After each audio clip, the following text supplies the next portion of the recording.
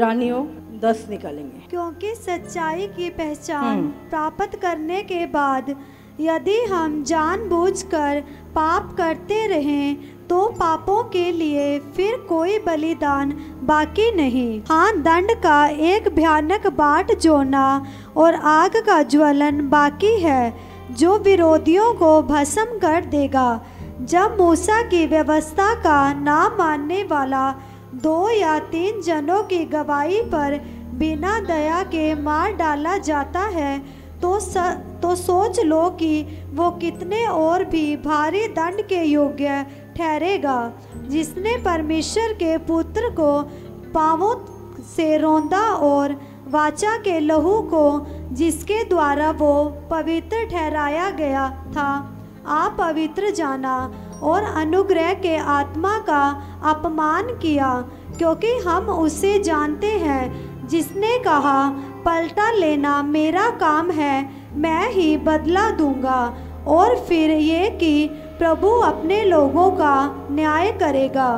जीवते परमेश्वर के हाथों में पड़ना भयानक बात है। जिन्होंने सत्य की पहचान कर ली, सत्य को जान लिया बहुत नजदीक से, है ना, और उसके बाद भी जानबूझकर पाप करते रहे, तो पापों के लिए फिर कोई बलिदान बाकी ना रहा। देखो, एक वो व्यक्ति जो सत्य को जानता नहीं है, जो यीशु को जानता नहीं है, जो स्वर्ग नरक के बारे में जानता नहीं है, जो परमेश्वर की सामर्थ को नहीं जानता, एक वो व्यक्ति। और एक वो व्यक्ति जिसने प्रभु को ग्रहण किया, बपतिस्मा लिया, परमेश्वर की सामर्थ को करीब से जाना, परमेश्वर के कामों को करीब से देखा और सत्य की पहचान तक पहुंच गया। समझ आ रही है? और उसके बाद वो व्यक्ति जानबूझकर, उसको पता है कि ये पाप करने से मैं नरक जाऊंगा, ये प्रभु मुझे हर समय देख रहा है, उसके बाद भी वो व्यक्ति सत्य की पहचान तक पहुंचने के बाद भी जानबूझकर पाप करता रहे, तो प्रभु क्या कह रहा है? फिर तो पाप के लिए अब कोई बलिदान बाकी नहीं रहा। हाँ, एक चीज रह गई है, वो क्या है?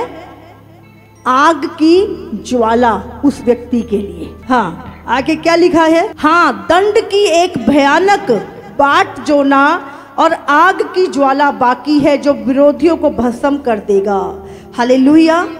फिर लिखा है, पुराने नियम में जब कोई व्यक्ति पाप में पकड़ा जाता था तो बाइबल में, पुराने नियम में व्यवस्था थी, ये कानून था कि अगर 2 या 3 लोग उस व्यक्ति की विटनेस दे दें कि हाँ इसने ये पाप किया है, तो ये कानून था कि वो उस व्यक्ति को बीच चौक में पत्थरों से मार दिया जाए।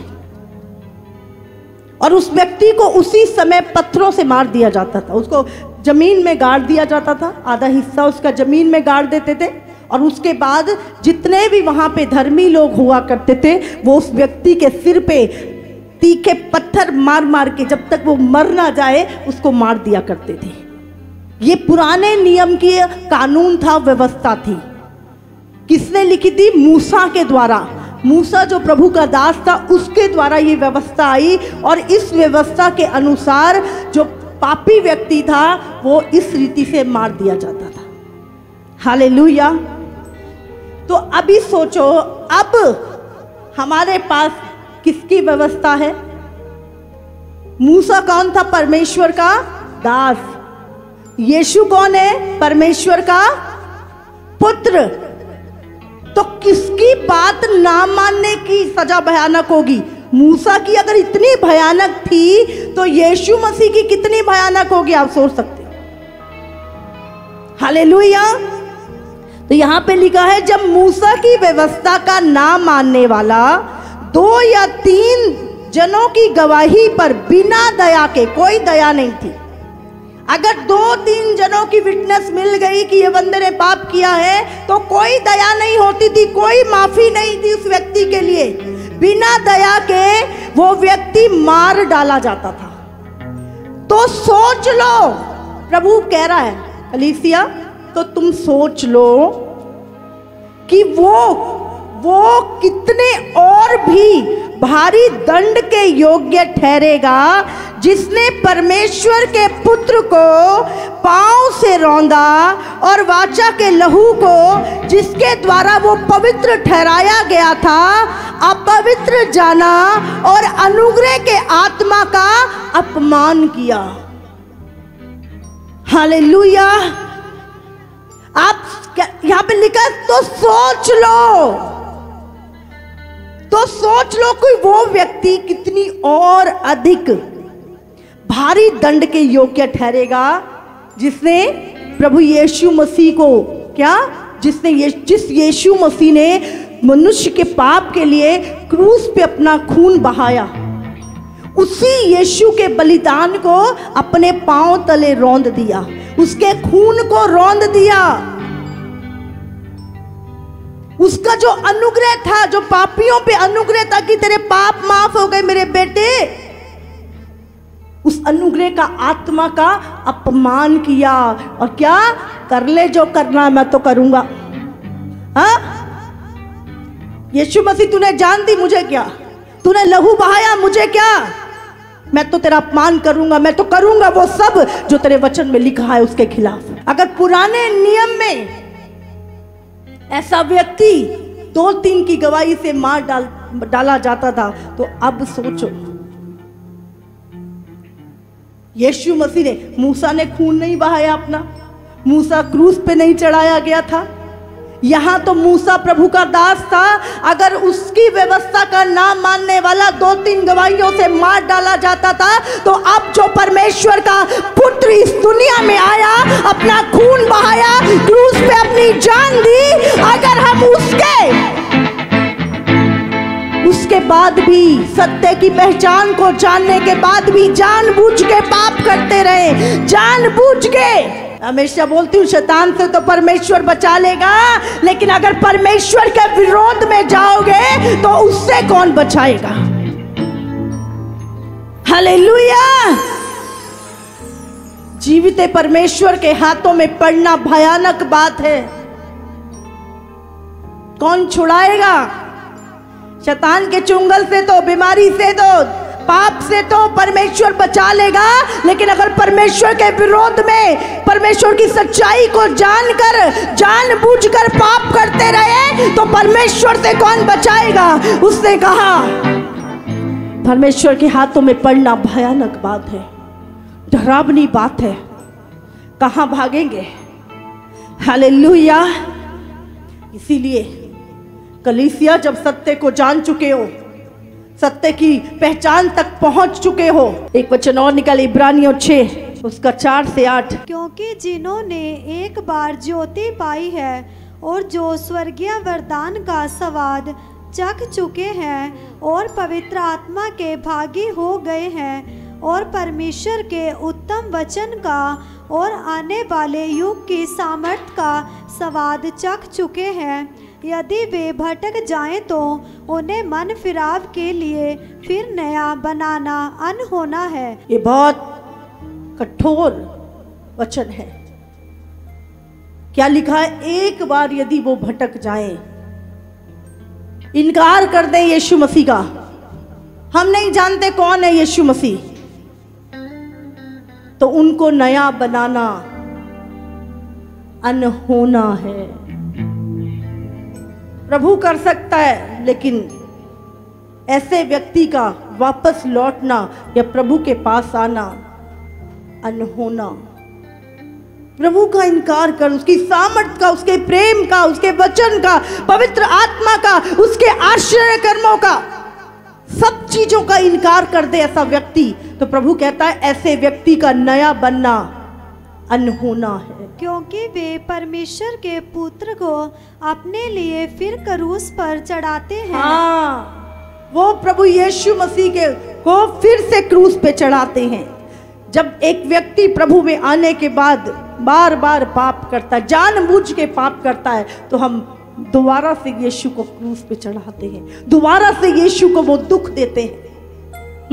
और प्रगट में उस पर कलंक लगाते हैं, क्योंकि जो भूमि वर्षा के पानी को जो उस पर बार बार पड़ता है पी पी कर जिन लोगों के लिए वो ज्योति बोई जाती है, उनके काम का साग पात उपजाती है, वो परमेश्वर से आशीष पाती है। पर यदि वो झाड़ी और ऊंट कटारे उगाती है तो निकम्मी और श्रापित होने पर है और उसका अंत जलाया जाना है। हालेलुया।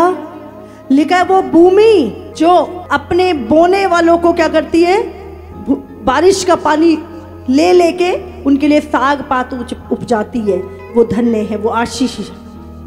और जो भूमि बार बार बारिश होने पर भी क्या ईंट कुटारे, क्या लिखा यहाँ पर, झाड़ियां और ऊंट कुटारे उगाती है, किसी की आशीष का कारण नहीं, किसी की बरकत का कारण नहीं। आपका लाइफ, आपका स्वभाव नहीं बदला, आपका जीवन नहीं बदला, वही पुरानी चीजें, वही पुराने पाप अभी करते आ रहे हैं। तो प्रभु क्या कह रहा है, तो वो निकम्मी और श्रापित है और उसका अंत जलाया जाना है। जब आप प्रभु के पास आ चुके हैं, अभी आपकी लाइफ दूसरों के लिए एक आशीष का कारण बननी चाहिए, लेकिन अभी भी पाप हमारे जीवन में प्रभुता कर रहा है। सोच लो अंत क्या होगा। एक वचन और निकालेंगे, इब्रानियों 12 उसका 25। सावधान रहो और उस कहने वाले से मुंह ना फेरो। क्या लिखा है, सावधान रहो। कलीसिया सुनिए, सावधान रहो और उस कहने वाले से मुंह ना फेरो, क्योंकि वे लोग जब पृथ्वी पर के चेतावनी देने वाले से मुंह मोड़कर ना बच सके, तो हम स्वर्ग पर से चेतावनी देने वाले से मुंह मोड़कर कैसे बच सकेंगे। हालेलुया। ये पृथ्वी पर वाला कौन है, मूसा। जब मूसा इजराइलियों को मिस्र देश से निकाल के लाया और परमेश्वर उनसे जो कहता था मूसा से, मूसा आगे बोलता था, तो लोग क्या करते थे, मूसा का विरोध करते थे, मूसा की आज्ञा को नहीं मानते थे जो परमेश्वर के द्वारा दी जाती थी। और क्या हुआ, लोग रास्ते में नाश हो गए, कुछ लोग धरती फटी और जिंदा नरक में चले गए, कुछ लोग सांपों के द्वारा, 23,000 लोग व्यभिचार करने के कारण सांपों के द्वारा डसे गए। अपने पाप आप देखो, वो लोग जिन्होंने परमेश्वर के चमत्कारों को अपनी आंखों से देखा, समुद्र को 2 भाग होते देखा, जिन्होंने फिरौन के ऊपर इतनी बड़ी बड़ी विपत्तियां आते देखी, परमेश्वर ने फिरौन के सारे पहलोटों को मार दिया जब उसने परमेश्वर के लोगों को नहीं छोड़ा। उसके देश में नदियां लहू बन गईं, उसके देश में कहते पूरा देश में मेंढक भर गए, टिड्डियां भर गईं, इतनी बड़ी बड़ी विपत्तियां उन्होंने अपनी आंखों से देखी, उन्होंने अपनी आंखों से चमत्कार देखे। परमेश्वर आग का खंबा बन के उनके आगे आगे चलता था और दिन में रेगिस्तान में बादल उनके ऊपर, कहीं पूरा मैदान साफ होता था, लेकिन जहां जहां वो चलते थे उनके ऊपर एक बादल चला करता था। आप सोचो कितने बड़े चमत्कार थे जो उन्होंने अपनी आंखों से देखे थे। छोटे चमत्कार है, आप सोचो मैदान साफ है और आपके ऊपर एक बादल चल रहा है, आपको छाया दे रहा है, आपको एक भी धूप नहीं लग रही, रात को ठंड होती थी, प्रभु पूरा आग का खंबा स्वर्ग से लेकर धरती तक उनके आगे आगे रात को रोशनी दिखाता था उनको चलने के लिए, और उनको हीटर के गर्मी पहुंचाता था कि उनको ठंड ना लगे। और जब उसके शत्रु उनका पीछा करने लगे तो वो खंबा आगे से पीछे आ गया उनको रोकने के लिए, और लाल समुंदर 2 भाग हो गया और उसके बीच में से रास्ता निकाल दिया प्रभु ने। इतने बड़े बड़े चमत्कार उन्होंने अपनी आंखों से देखे। आप सोच सकते हो ऐसे परमेश्वर के चमत्कारों को देखने के बाद भी जब छोटी सी प्रॉब्लम आती थी, वो लोग परमेश्वर के दास मूसा के खिलाफ, परमेश्वर के खिलाफ कुड़कुड़ाने लगते थे। जरा सी प्रॉब्लम आती थी, छोटी सी कोई प्रॉब्लम आ गई, वो कोई परमेश्वर नहीं है, वो सारे चमत्कारों को भूल जाते थे, वो जो सारे उपकार उनके ऊपर पहले किए थे उनको भूल जाते थे वो, और कुड़कुड़ाने लगते थे। समझ आ रही है आपको? आज भी ऐसे ही लोग हम देखते हैं। चर्च में इतनी मिरेकल्स, लोगों की कैंसर रिपोर्ट चेंज हो रही है, 12-12 सालों बाद बच्चे पैदा हो रहे हैं, लोगों की लाइलाज बीमारियां प्रभु चंगा कर रहा है। इतने बड़े चमत्कारों को हम देखते हैं रोज अपनी आंखों से, ये छोटी बातें नहीं है। उसके बाद भी जरा सी प्रॉब्लम हमारे ऊपर आती है, हम प्रभु पे अविश्वास, कुड़कुड़ाना, प्रार्थना ना करना। आज भी इजरायली ढीठ इजरायली चर्च में ही है, बाहर नहीं है वो। और जब वो परमेश्वर के प्रति कुड़कुड़ाते थे, परमेश्वर को छोड़ के अपने लिए सोने का बछड़ा बना लिया और उसके माथा टेकने लग गए। जिंदा परमेश्वर को, उसके जलाली हाथ को, उसके चमत्कारों को देखकर भी भूल गए और बछड़ा बना लिया अपने लिए। ऐसे मूर्ख लोग थे। हालेलुया!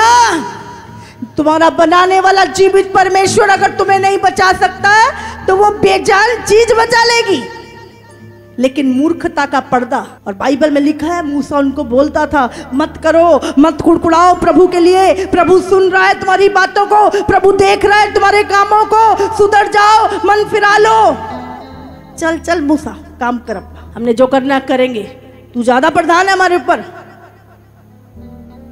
विरोध करते थे।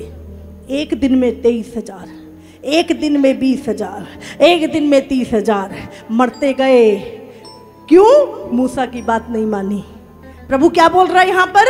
जब धरती पर कहने वाले की बात ना मानकर वो नाश हो गए, तो अब यीशु मसीह तो स्वर्ग से आकर तुम्हें बोल रहा है, मन फिराओ, स्वर्ग का राज्य निकट है। हालेलुया! तो क्या आप बच जाएंगे? जब धरती पे कहने वाले मुंह मोड़ के बच नहीं सके, तो क्या अब बच जाएंगे?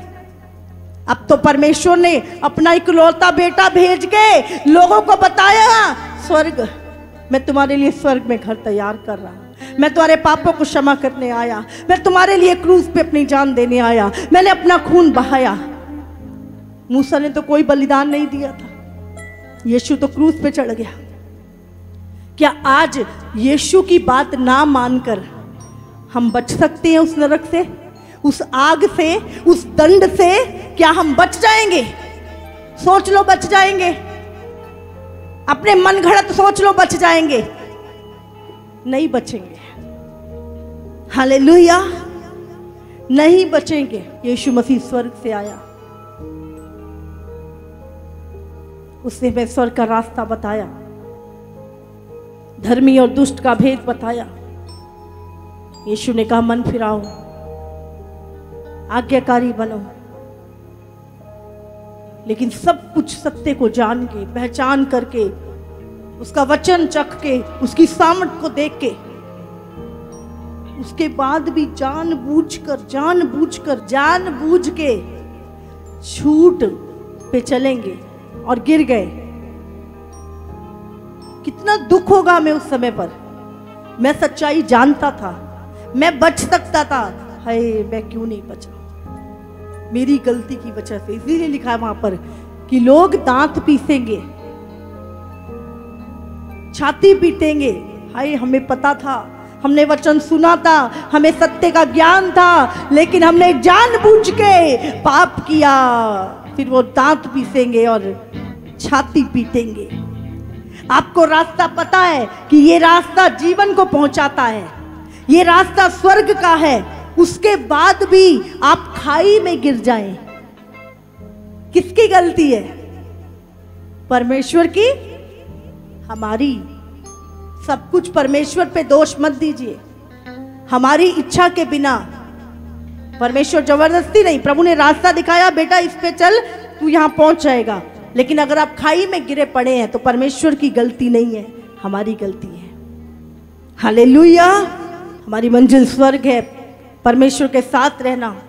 वचन हमें पता है, नियम हमें पता है, लेकिन उसके बाद भी हम अपनी मंजिल पे ना पहुंच सके। आप सोचो कैसा, मतलब प्रभु मैं कर सकता था, मैं स्वर्ग जा सकता था, मैं यीशु के पास जा सकता था, लेकिन आज मैं नरक में हूं। ओहो कितना दुख होगा उस समय, रोंगटे खड़े हो जाते मेरे सोच के भी। सत्य की पहचान तक पहुंचने के बाद, पवित्र आत्मा का भागी होने के बाद, उत्तम वचन पाने के बाद, आश्चर्य कर्मों को देखने के बाद, सत्य की पहचान तक पहुंच जाने के बाद अगर नरक में चले गए, सोचो क्या होगा। जिनको नहीं पता वो पहुंच जाए, कोई प्रॉब्लम नहीं। जिनको सब कुछ मतलब सब कुछ पता, उसके बाद नरक में खड़े होके स्वर्ग में देख रहे हैं, ओ दांत पीसेंगे, जीभ निकालेंगे, छाती पीटेंगे, हाय मैं पहुंच सकता था प्रभु, मैं जानता था जो मैं कर रहा था वो पाप है, मैं जानता था प्रभु तेरे वचन को, मैं जानता था प्रभु, हाय मैं क्यों नहीं छोड़ा, क्यों मैं यहां पहुंच गया।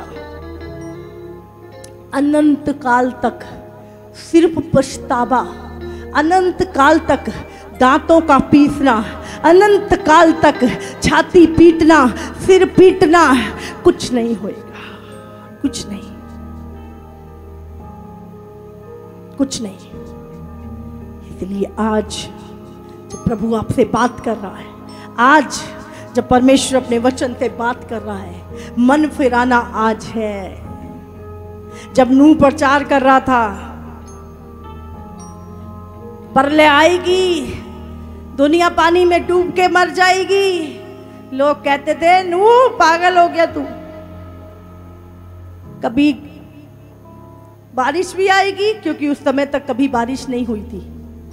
जो चीज कभी हुई नहीं तो वो एक अचंभा ही है। बोले कहां से आएगी बारिश, तू पागल हो गया है, ज्यादा ज्ञान ने तेरे को बेवकूफ कर बना दिया। आजकल लोग बोलते ना तुम्हारा ज्ञान ने तुम्हें, भाई बहुत तुम ये चर्च जा जाके ना तुम तो अजीब सी बातें करने लग गए, खाओ कमाओ, क्या किसने देखा स्वर्ग नरक। हाँ, कभी लोगों को वचन सुनाते तो कुछ लोग ऐसे मिलते हैं आपको बीच में, क्या बात कर रहे हो, बुढ़े होके नाम ले लेंगे प्रभु का, अभी तो जवान है, खाने पीने की बातें करो, ऐश करो, क्या ये ज्ञान की बातें लेके बैठा यार तू। हाँ, ऐसे बोलते लोगों को वचन सुनाओ तो। हाँ, लेकिन वो सत्य तक नहीं पहुंचे, आप पहुंच चुके हो। अगर आप उनकी बातों में आ रहे हो तो लिखा है आप गंदले सोते के समान हो। आपको सत्य पता चल चुका, आप सत्य को जान चुके हो, वो नहीं जाने। हालेलुया। समझ आ रही है आपको? जानबूझ के, है ना। अभी मैं बोल रही हूं बेटा यहाँ गड्ढा है ना, तू इस साइड से जाना। उसके बाद बोले मैं तो जाऊंगा, मैं तो चल लूंगा, मैं तो पलांग दूंगा, हाँ, और गड्ढे में गिर जाए, किसकी गलती है? हाँ, आपको बताया जा रहा है साइड से निकल भाई, इधर ये खतरनाक है तेरे लिए। वचन रोज प्रचार किया जा रहा है। तू व्यभिचार करेगा स्वर्ग नहीं जाएगा, तू ये करेगा ये गिर जाएगा। फिर भी जानबूझ के मैं तो इसी में जाऊंगा, मैं तो कूदूंगा इसी में। कूद ले, फिर किसी का क्या बिगड़ेगा? फिर बोले निकाल लो मुझे बाहर को, प्रभु बार बार निकाले, फिर कूदो जानबूझ के। संसार की बातों की चिंता छोड़ दीजिए। अगर आप चिंता कर रही है तो इस बात की करिए कि मेरी आत्मा स्वर्ग में जा रही है कि नहीं। मैं आपको बता दूं, बिल्कुल हम एंड कगार पे खड़े हैं।